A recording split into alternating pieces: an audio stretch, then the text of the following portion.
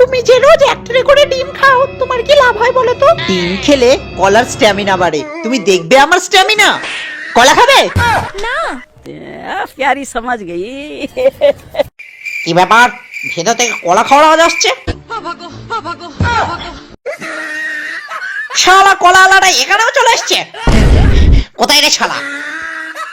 তুমি আমার ঘরে ঢুকে নাতিকে কলা খাওয়াচ্ছ? কি কলা কি খুব মোটা হয়ে গেছে?